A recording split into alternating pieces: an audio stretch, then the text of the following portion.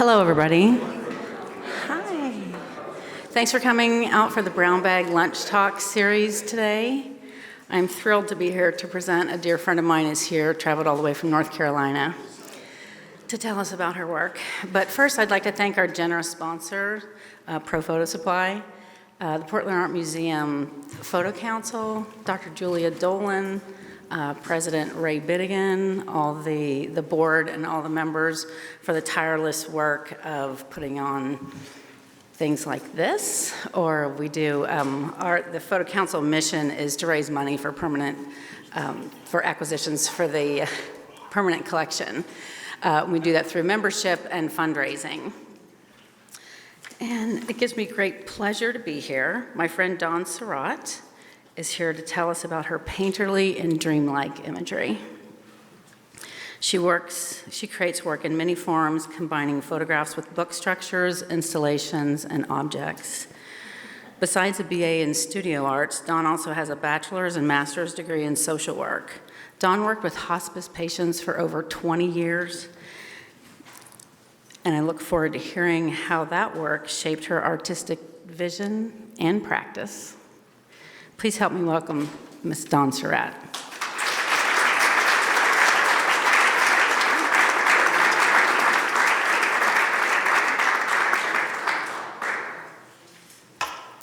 Thanks for having me here today. I am honored to be here. I'm glad to be back in Portland. I haven't been here for about, I think, 5 years. So thank you so much for having me today.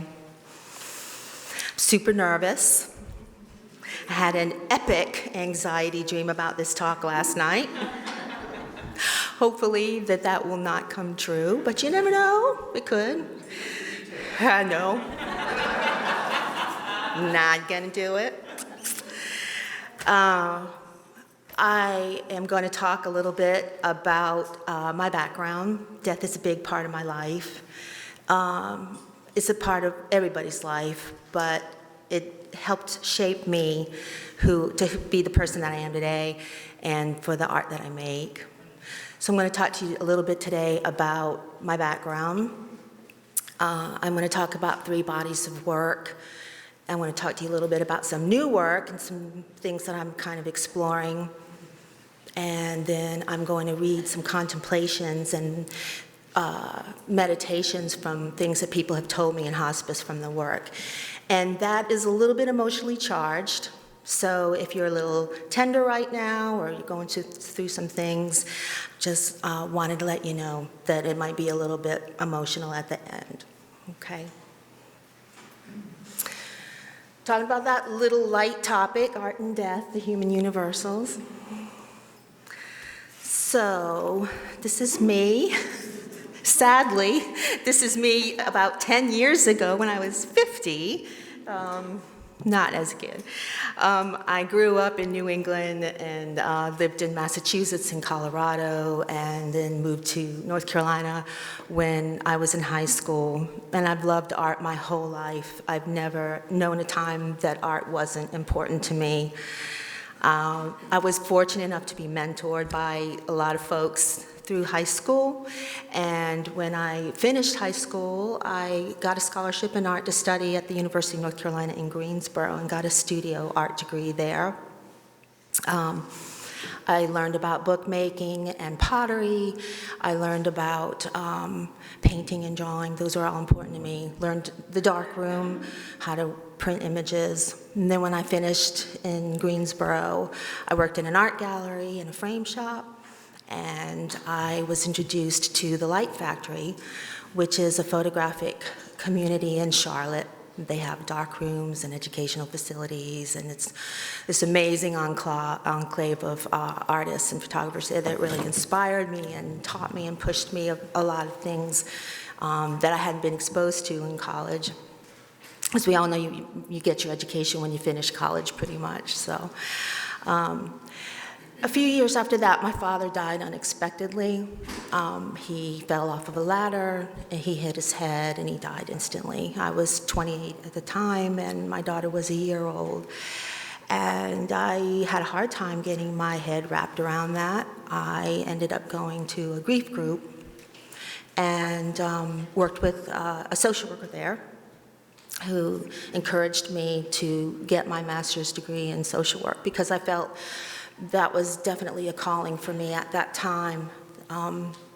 It was definitely a finger from the universe coming down and saying, you should do this work, and I felt very moved to do that. So I got a master's degree and began field work in hospice in the 90s when the AIDS epidemic was at its most intense. And that was a very difficult trial to get into hospice work at that time. Large populations of families of men were being wiped out, and it was very intense.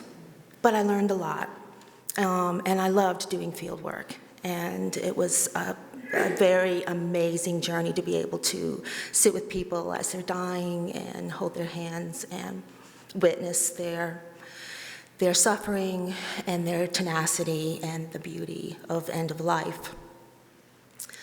Around 2009, I was beginning to feel the need to live a creative life again. So I picked up my camera that was digital then, and I hadn't been used to digital. I hadn't used digital cameras then, but I got my first digital camera and began to shoot again. And I started getting work that way, started getting book covers and some stock photography and opportunities for, shooting events and things like that. And I thought, well, maybe I can actually, make that leap from social work, because I was getting really burned out. And so I left. I retired from social work in 2012, and I am now a full-time artist and have been from that point on. Not making a lot of money, but, still loving what I do. So,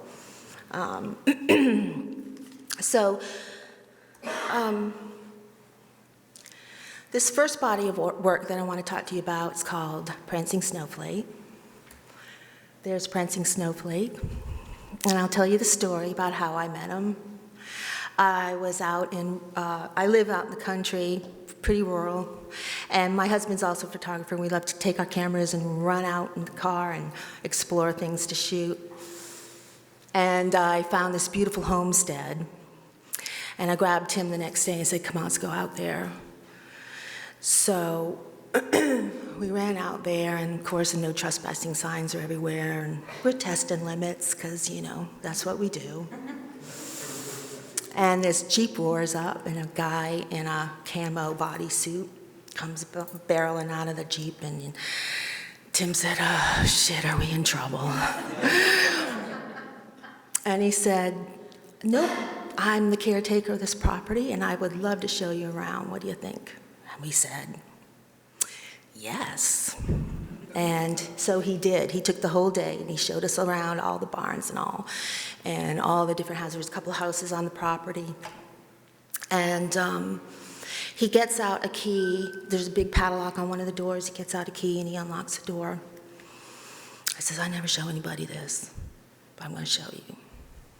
And he opens up the door, and there's this full taxidermied albino deer. In the middle of the room, there was boxes and insulation and all kinds of things all in the room, and this deer on a rolling cart in the middle of the room. Beautiful.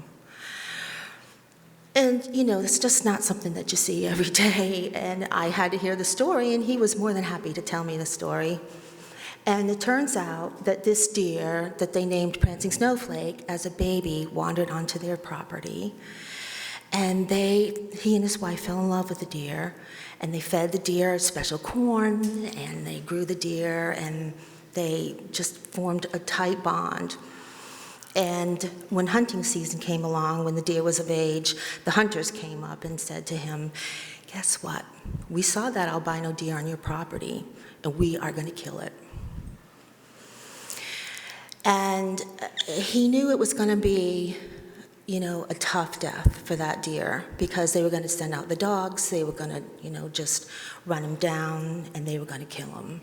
And he thought, I can't do this to my beautiful deer. I'm going to have to be the one to kill it.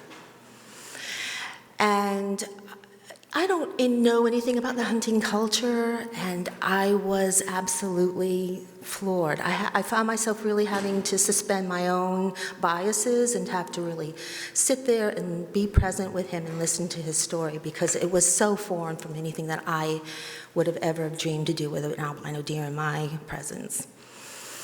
So he actually built a gun, and from a kit. He hauled some tobacco barns out, and he punched out the outside of them, and he had put like a school bus seat on the top as a stand, a deer stand. And he didn't have any luck finding the deer. And then one day, his wife came out and said, "Pete, the deer's out here." And he said he was so nervous, he was just shaking. Got the gun. He ran out there. It was the day before hunting season. He knew it was his last chance. Shot the gun, and it went through the deer, up through the right quarter, hind quarter, lodged right in the lung, and the deer dropped. This is Pete. That was the day that we met him in his camo suit.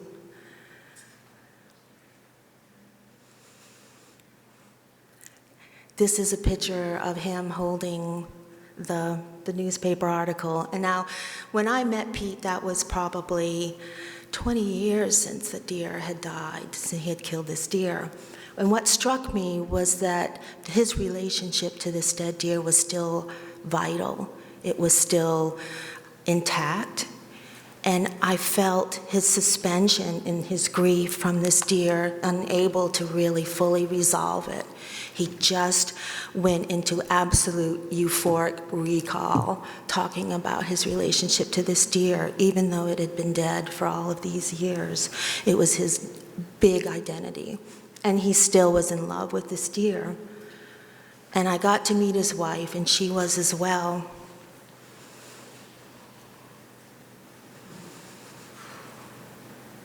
He was very gracious, and he allowed me to come out to his property a couple times and shoot and to get to know him a little bit.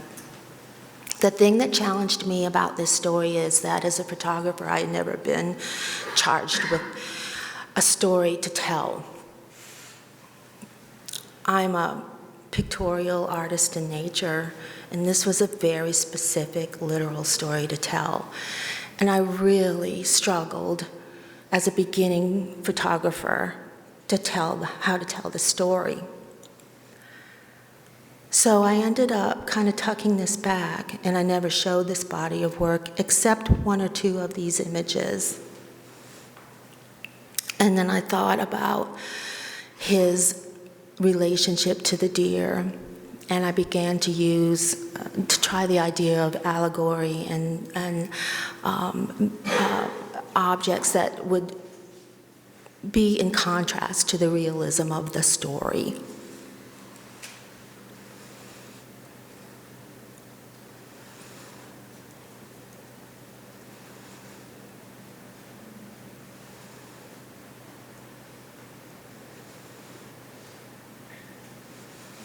And that's not a composite. I mean, that's actually my friend Lois with this deer. And when she went out with me for me to shoot her that day, she fell in love with the deer too. And she heard his story, and she was blown away by it just as I was. This body of work I finally felt like I had resolved it, and in terms of how to tell the story. We can always make changes and always tell it differently, but I felt like I was kind of finished it. And so I submitted it to the Fence. Do you all know about the Fence exhibit that travels? And it was shown last year on the Fence.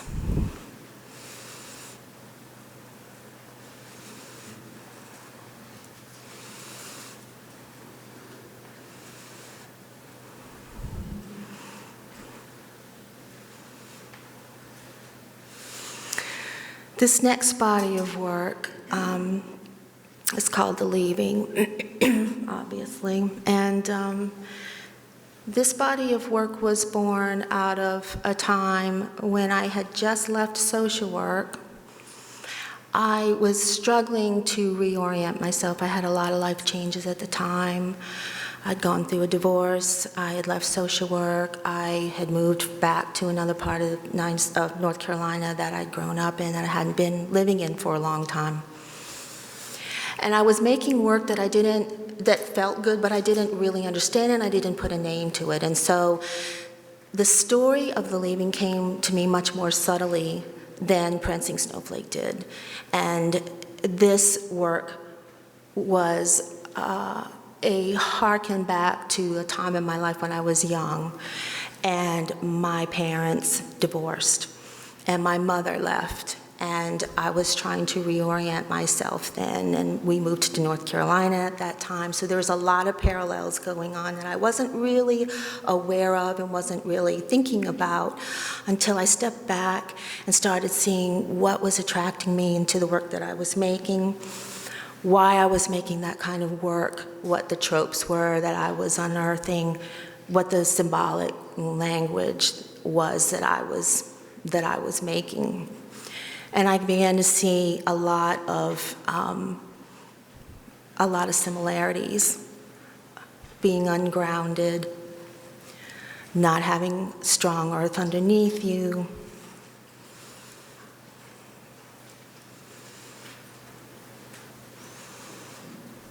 being not anchored, not rooted.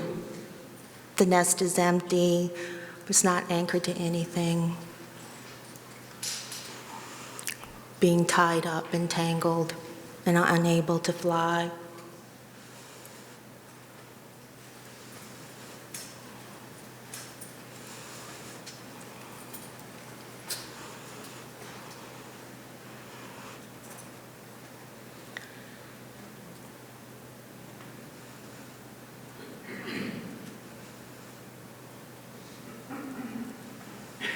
Being constricted.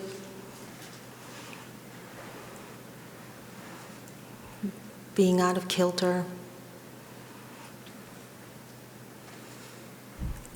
abandoned. And then I began to think about how to work through that so that there was a grief journey through that. So childhood narratives then began a way of putting a new story into place. Taking my childhood things, putting them away, reparenting myself, allowing myself to spread my own wings, making my own legacy, relearning what my history is in a way that made sense to me. Rebirth, honoring myself. The other thing that I learned about this body of work, or that I remembered in doing grief work, was the very importance of tangible objects, transitional objects, things that anchor us to our loved ones, things that hold memory, things that hold history. And I had, when I had this solo exhibit, became very important to me to have objects in this show and in this body of work. And so I was able to go back to my bookmaking roots and back to the things that I had learned when I was in college about, craft, and to incorporate the two and try to figure out how I was going to blend the two of them. So this was a fun thing for me because I was able to not only have the imagery in there, but also have objects in there. And that has continued to have a big place for me.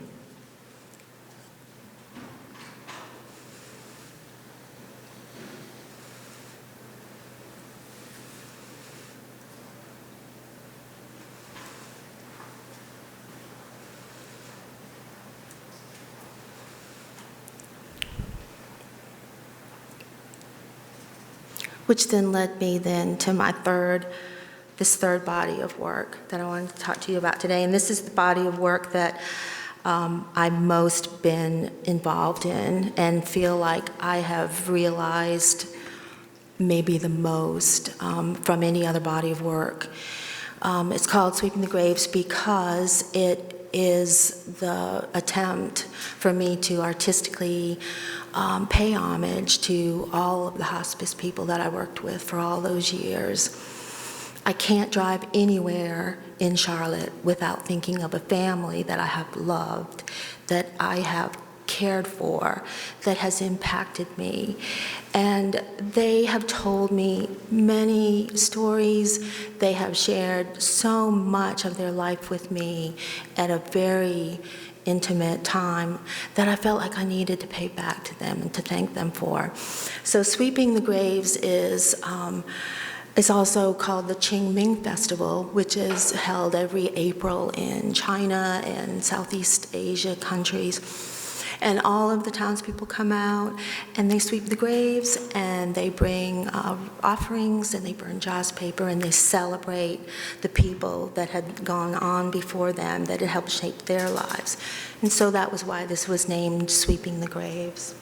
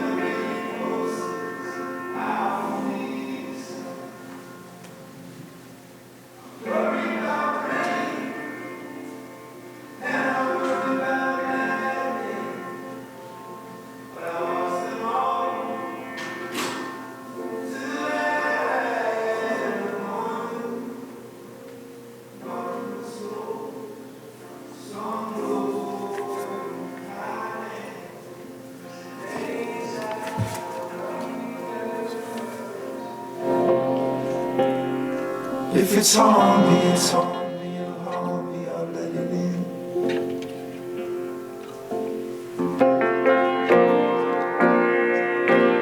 Only your notice, I'm to be leading life. Succumb to your opponents, demons inside. But worry about no sin. Ain't gonna buy the groceries or middle out locusts or way to find. I hurry about shame and I worry about one path and I wander off just to come back home. Turn the walls. Hold high in the lowlands. Today's have no numbers. It haunts me, it haunts me, it haunts me like a lamb.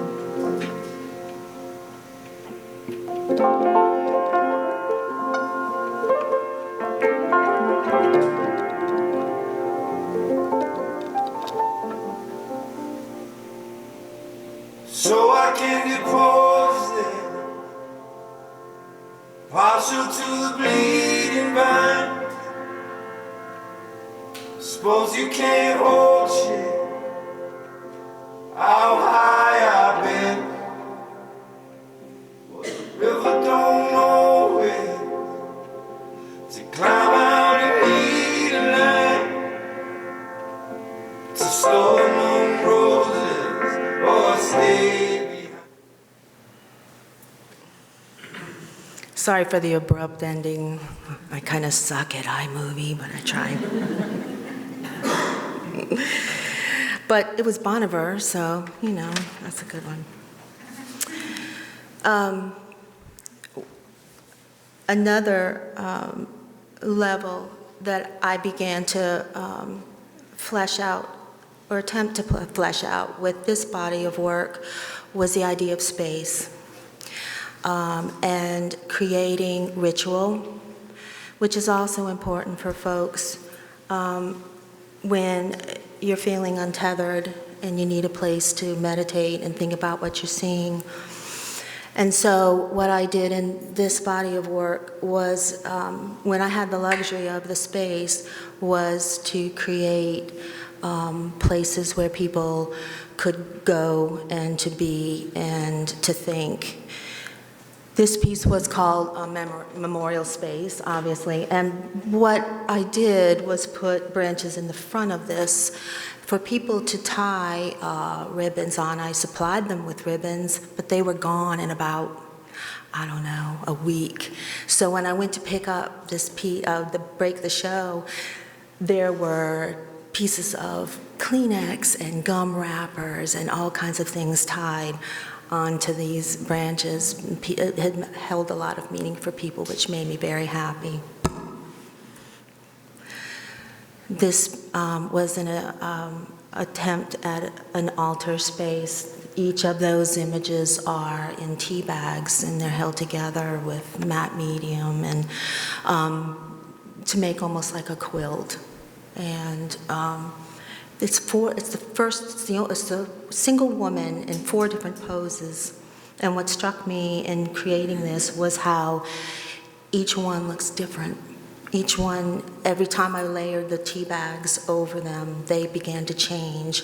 It's almost like they were themselves layered with history. This piece is called Memento Mori, and this is about the organic nature of grief and how grief doesn't have an ending or a beginning, that it swells and it constricts. It can't be framed, it can't be identified in any way except through what is personal for your own heart. And so it is put up site-specific, and it is put up with pins, and no two are alike. They disappear after they're hung, and it'll never be hung the same way again. It's made with not only images, but with ephemera that I've been making too, because I feel like the ephemera has an added layer of history to it. So it's playing with scale in different ways for me, because I tend to work small.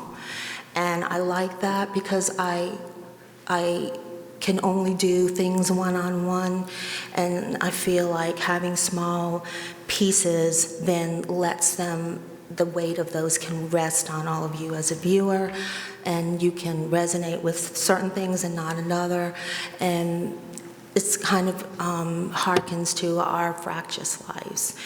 Also, too, when we have a trauma or a grief, that kind of explodes our life.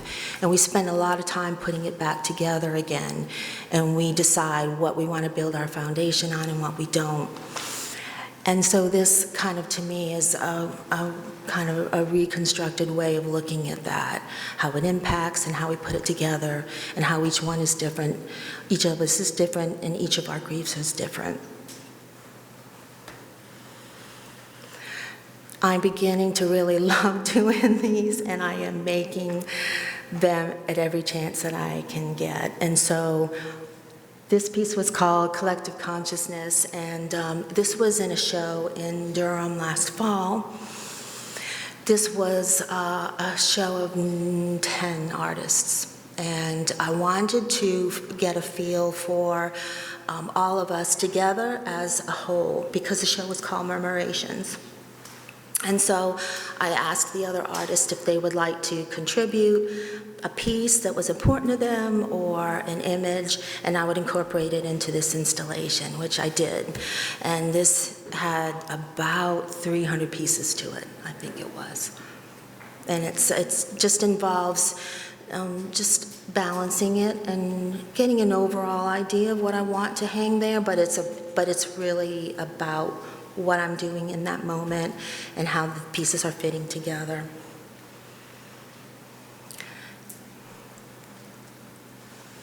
I think Heidi's piece is right there in the front.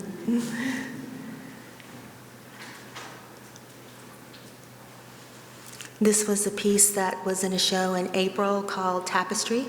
I was in a show with 3 other artists, and the 4 of us, the show was called Kindred, and we have similar aesthetic and similar likes, and we're good friends, and we inspire one another as artists. And so I wanted to weave together a story of the 4 of us, and I attempted to do that. So this chair on the bottom is woven images to create the seat.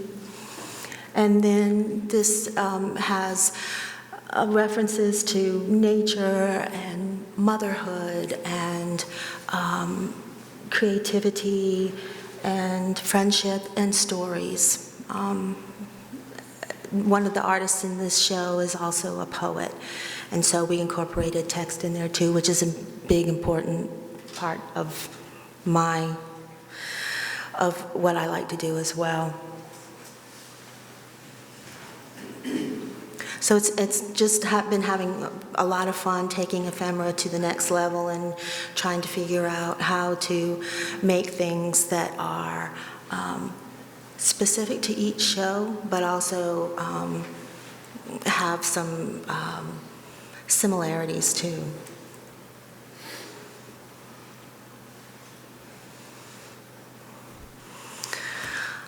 I would like to read you some stories now. So now's your time to go to sleep if you haven't been already. Working on some, and then I'll have some questions. I'll be able to answer questions afterwards, and I also have some pieces on the back wall that you're welcome to look at and touch. Don't worry about touching them. We're good with touching. Okay. These are about 20-something contemplations, and these are actual quotes that people have told me, and observations and things that I had written after I did not work with them anymore.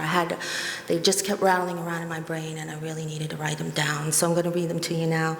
They were also part of Sweeping the Graves in this book that I made, and I'll put this out on the back table too for you to take a look at, okay?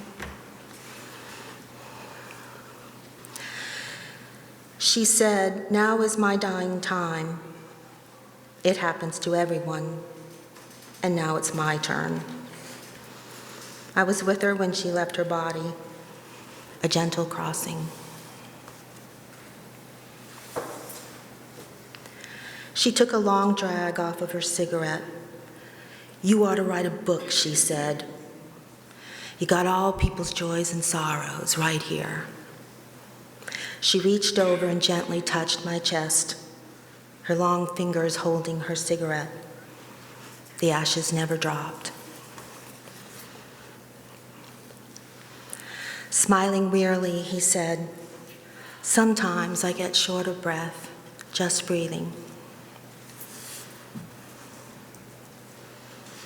My hand on the bed where she had just died, the sheets still warm. "Do you have a dime? I need bus fare to go home."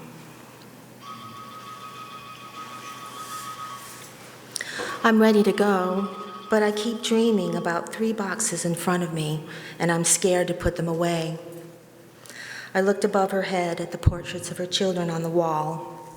There were 3 of them. Smiling, she said, "They're coming for me, the ones with wings." His voice wild and disturbed over the phone. "Is this it? Am I dying?" Conflicted, I replied, "Yes, you are." "Okay, I just needed to know that." His voice relaxed.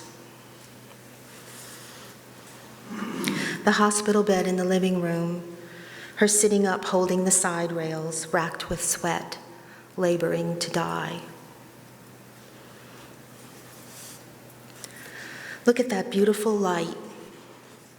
I looked, but it was meant for her eyes only. I paced my breathing to match hers, the energy of her leaving her body thickening the air with warmth and peace. The fact that she spoke no English was not a barrier for us. Her young daughter was dying, and that could be communicated with her heart. As I held his hand, I could feel the pounding of his struggling heart beating into my palm. The daughter met me at the door. "Please don't tell my mother she's dying. We don't want her to know." Sitting with the mother later. "Please don't tell my daughter I'm dying. I don't want her to know." The unmistakable stench of cancer met me when I walked in the room. I was never more happy when he lit a cigarette to take the smell from my nose and mouth. The dying have their own timetable. I want to know who coined the phrase, "the merry widow," because I'm a widow, and I'm damn sure not merry.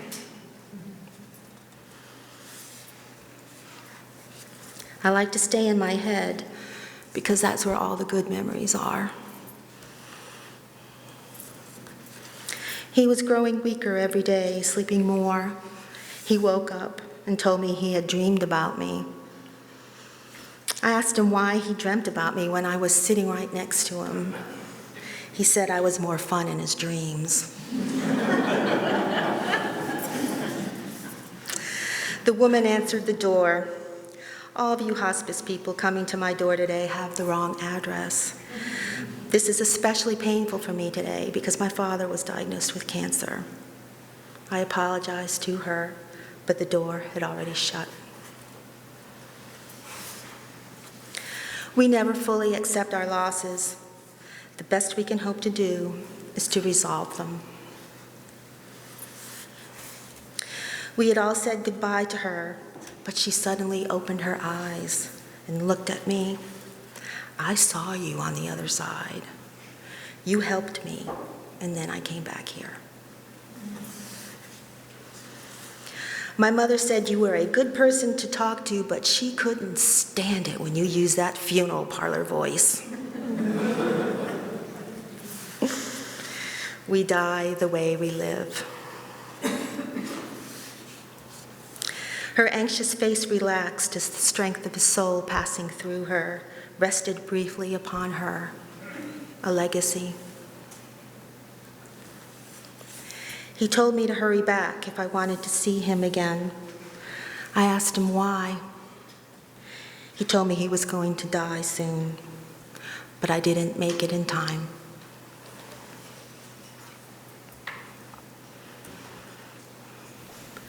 Grief is holding on. It is letting go. It is universal. It is love.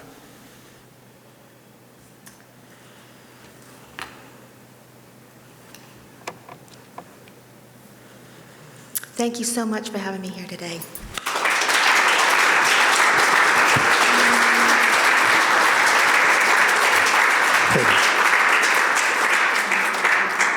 Are there any questions?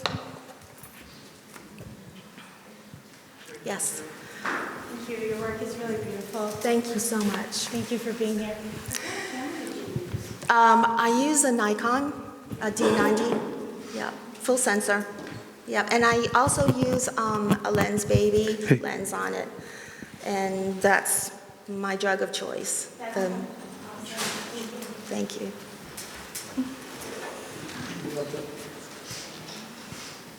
Yes. What is your next project? Well, I would really like to explore doing these meditation walls in many different ways that I can. I'm working with a new medium also in folding it into the mix, which is paper clay, and I brought those pieces back on the wall, and I'm doing transfers on those and making different kinds of imagery that way. So I think working more towards looking at space and three-dimensionality too with photographs and how I want to say that. That's. Mm-hmm. Yes. I'm going to use this. Yeah.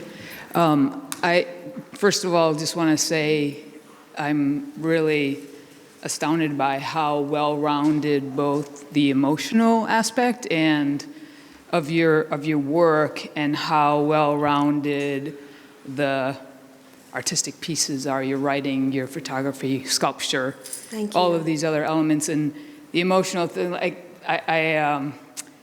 I know I need more time to digest the emotional part, and it's amazing. So I'm going to ask a practical question. Okay.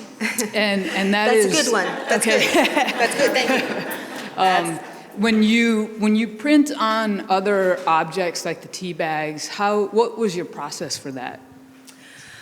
Well, I'm not printing on the tea bags. I'm actually encasing photographs within the tea bags, and I'm using matte medium to get them in there and to hold them in there, and it's amazing what that stuff will do, because I hung it on that, that was a frame that was emptied, it was antique frame, and it is held so well. So, I'm wrapping, and there's a couple of books back there too that I've made that I'm wrapping tea bags around images. The printing that I'm doing it's transfer. I'm printing on transparency film, and I'm layering some of that over images as well, and there's some of that back there, and the transfers too. And I like the degrading of the transfers because you never really know what you're going to get. And so that's been really fun to play with too. Not being versed in what transfers are, I know a little bit about, but I think, to my knowledge, there are different methods of that. Is that not true? Yeah, this is a very technical method. It's Purell hand sanitizer. So I'm printing on transparency film, ink press, media film, and then I'm using Purell hand sanitizer to lift the image off of the film and put it on the. And I also know too, though, there's DOS makes like super sauce and a lot of different kinds of mediums that you can put on all kinds of substrates that will take. Prints and things like that and transfers too. If you can get with me after if you needed resources for that. I'd be happy to help you.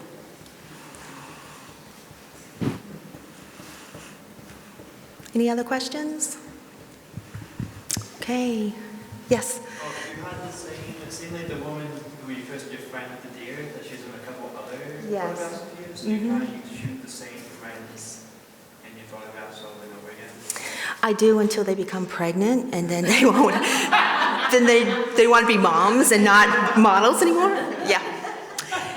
And I have a friend, close by who I turned on to that particular model, and it's Heather, by the way. And she's dying because she had used Heather and models, and now Lewis is not wanting to do that anymore. So it's always, it's a crapshoot. If you find a model that really has that energy that you want to portray, and that there's a synergy when you're working with somebody that they either get it or not, and she was one, and so yeah, that's gone now. So I'm gonna have to try to find somebody else that I can work with that had that quiet presence, because she would just step into it, and then boom, she would be right there. She would just say, "Tell me what you're doing here, Dawn," and she was there. It was great. So yeah, whatever. She's still a friend though, but can't shoot her. You'll find it though. Yeah. Any other questions?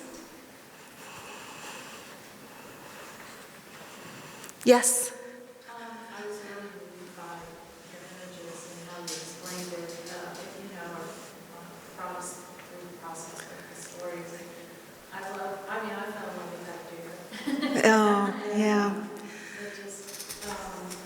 I was wondering, I guess, with working with hospice, I saw the beauty of this deer, and I thought, how could anyone kill this deer? Yeah, me too. I honestly love this deer also, but it says something, I guess, about our society that they have the right to kill, you know? Yeah. And it just like, there's, I mean, it's sort of very layered. I guess I'm kind of processing now also everything that you talked about. I really liked how you know, the stories and the images. I think it's a very difficult process to talk about death and grief, and I thought you did very well. Thank you. I think it speaks to our relationship as a society to death. I think, and that changes and morphs. You know, when I started hospice work, hospice was hospice. You know, it's a relatively new program in the United States. I think it only came over from England in the 60s. And so when I started hospice work, you know, it was very much tending, you know, and present with the family. And then, you know, people got kind of wiggy about talking about death, so then we brought in palliative care, you know, so let's kind of like, let's round it out a little bit so we don't really have to talk about death, but we do, you know, we bring palliative care in. And so I think, you know, especially with Pete and the deer and all, it was never so blatant to see that conflicted attachment that he had. And it just really shifted in me watching and being present with him as he talked about that and struggled to really resolve that. He was really in inertia with that. You know, he was kind of grieving, but he was also very much, like he would actually use present and past tense talking about the deer. And that was such an impact to me. And I mean, I certainly heard that many times when I was working with grieving folks, but that was with an animal. And that was also, too, you know, his struggle to know between heart and mind. You know, he knew he wanted to afford that deer a dignified death, but his heart was breaking, you know. So how do you rectify that? I thought it was really fascinating. So thank you, though. Yeah.